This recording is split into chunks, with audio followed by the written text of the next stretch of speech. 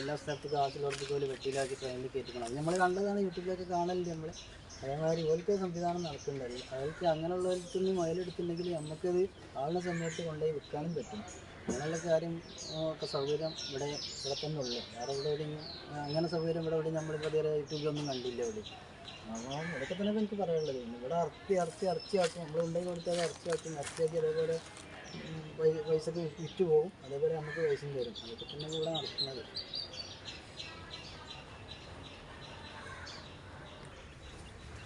ഇതിപ്പോൾ ഞാൻ അന്ന് കൊണ്ടുവന്ന മുയലാണ്. ഇനിയിപ്പോൾ ഇതേപോലെ മുയൽ ആയത് കുട്ടികളായത് അവിടെ കൊണ്ടുവരാനുണ്ട്. പിന്നെ